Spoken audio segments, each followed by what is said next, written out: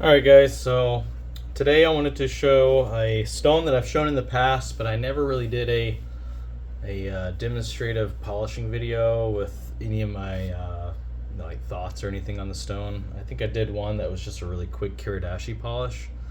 But what we have here is a SHINDEN SUITA.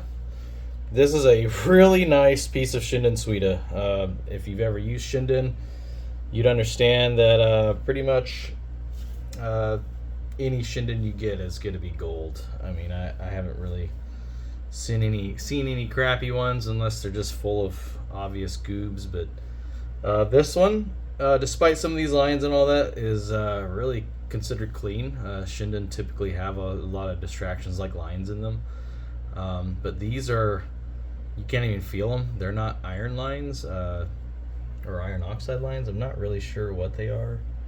But it's super soft. It's some sort of mineral line. This whole stone's really buttery. Medium hard to hard, as SHINDEN typically are. However, this one's really good to bevel polish with. Just want to do a quick impression. It has been lapped clean with a Toma and a Toma Nagura. And there's no slurry. It's already wetted for this video. Usually I'll have them dry and then wet them so you can see the color difference, but I just got done lapping it to make sure it's prepared for the video. So without further ado, taking the simple kiridashi that I've shown in the past, but you can see clearly here where the bevel is slightly uneven. You can see that line going right through here. So everything from here to that line is all flat, and then at the edge it kind of like swoops down a little bit so it doesn't hit. I have to pick up on it to hit it. But anyway, so here we go. Just a quick demo. I can't remember what was used on here last, but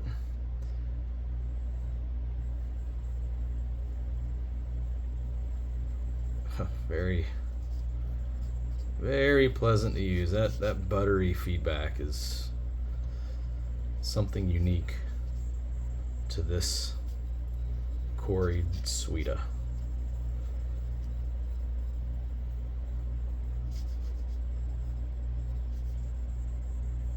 It's fairly fast, as you can see.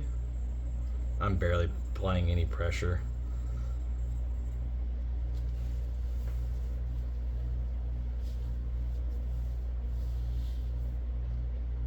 Extremely clean polish.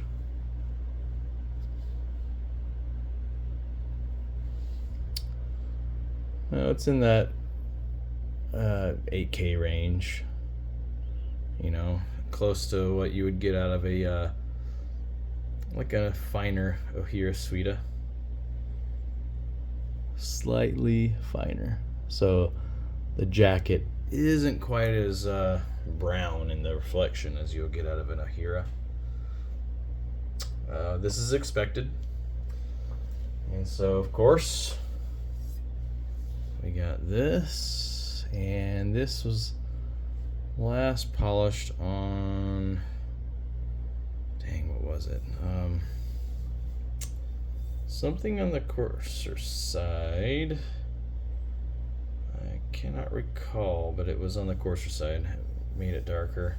Might have been an Uchi looking at, not sure, whatever. So laying it on here,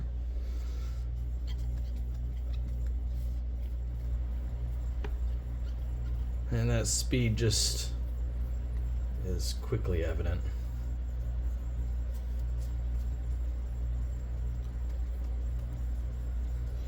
So there's no grabby grabs on this stone. There's no areas that are rough or unpleasant to use. Everywhere on this stone is really nice. Polishes very well. So this knife, or not this knife, this stone actually sat in a tool shop as a display item in a tool shop in Japan. So it had been sitting there on display for years and years and years as a prized stone. And that's because SHINDEN are highly prized and hard to get. They're very rare now, because they were used into exhaustion because of this, what you're seeing here. The feedback, the speed, and the polish, coupled with things like the hardness. The hardness is a good practical range for tools, and the speed is, very fast. All of this coupled together just makes it a high in demand stone, and has been that way for years. There's a few stone collectors in Japan that specifically hunt down SHINDEN SUITA specifically.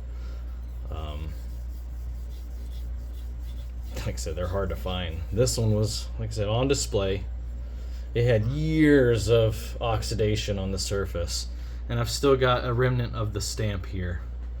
And of course, if you've seen previous videos and pictures of this, this was a Imanishi source stone with a the high quality stamp mark on it as well.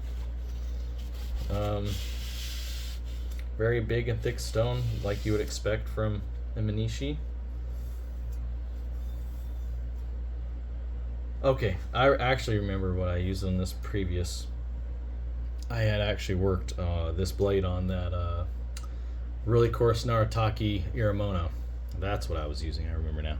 You can see remnants of its polish here. It's dark, and then this brightens up to like a silvery brightness for the Shinden. But yeah, so you can see the clear differences between the polishing, what each of those stones do, the contrast. Or the Shinden's gonna be a lighter Kasumi. It's insane.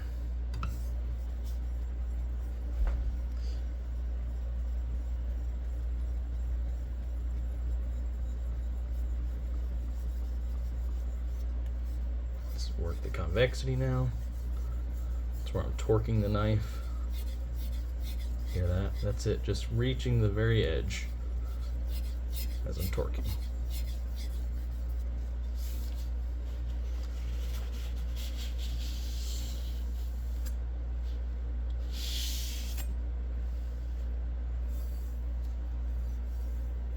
Very nice polish.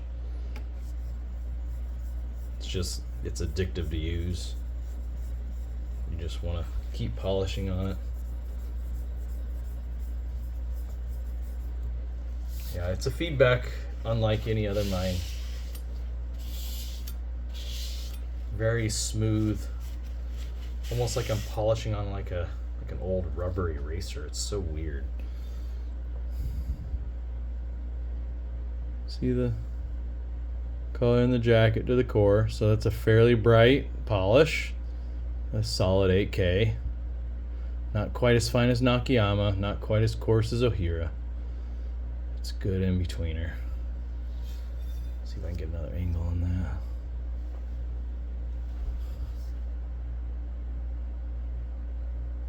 Not really. It's hard to focus. Whatever. You guys get the point. There you go.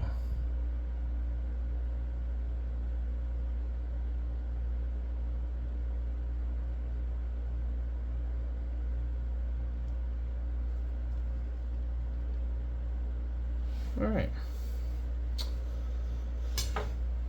So, as you can see, another fine polish. These are just quick polishes because there's already a pretty well established geometry and base polish on that knife. Once you get to that level, you can just alternate between stones and see the finish between each. It doesn't require a lot of work. I do this in practically minutes. So yeah, that just kind of goes to show that most of the work is done in the beginning foundation stages, not necessarily at the end. These, once I get to these, I'm practically at the finish line, So anyway, figured I'd show you guys another rare stone. Not going to see these much in circulation. If you see one, get it. They're worth buying. It's unique to itself, to the mine, everything about it. You just really can't get the same experience out of any of the others. So good luck finding them. If I come across another, I'll probably buy it. So just keep that in mind too. When you see one, go ahead and snatch it up. And until next time, guys, take it easy.